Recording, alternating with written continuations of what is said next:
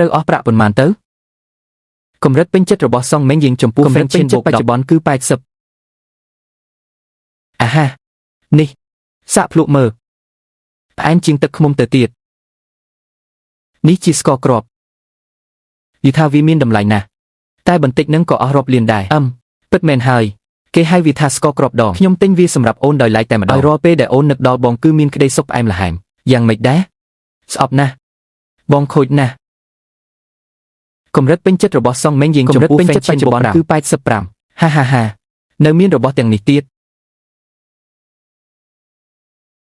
អាហាកុំអី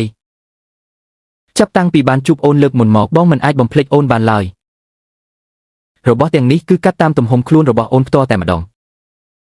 របស់ទាំងនេះជាស្អីទៅអេ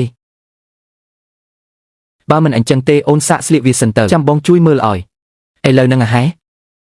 កណ្ដាលវាច្បាស់បែបនេះចុះបើមានអ្នកមកឃើញធ្វើម៉េចទៅធាតុអាកាសត្រជាក់ខ្លាំងបែបនេះគ្មានអ្នកណាមកទេកុំបារម្ភអីគ្មានអ្នកណាមកទេអេចាំបន្តិចនៅមានមួយនេះទៀត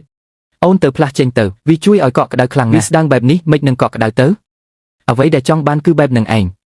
ប្រកាសជាស្អាតជាងមុនមិនខានអេបានហើយហេអូ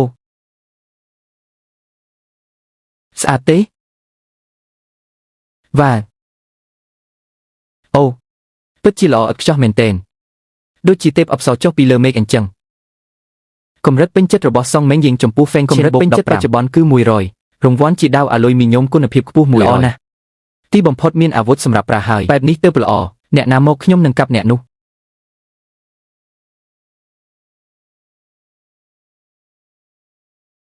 លោកម្ចាស់មីអេលោកម្ចាស់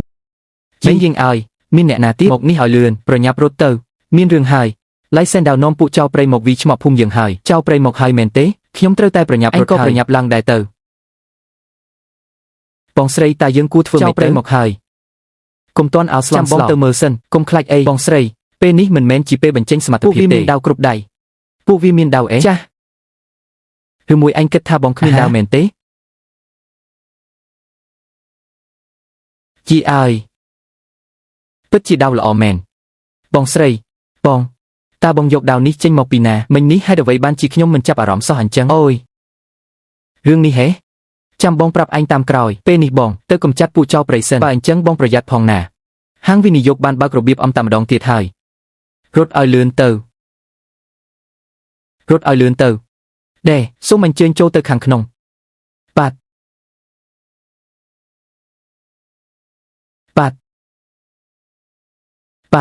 មេទី3នៅភូមិនឹងហើយ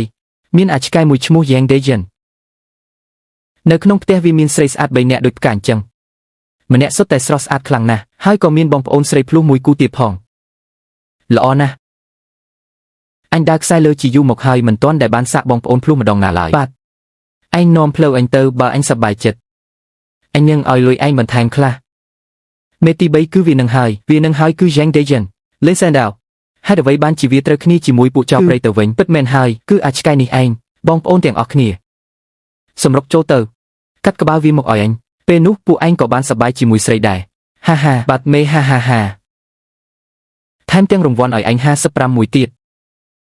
ក៏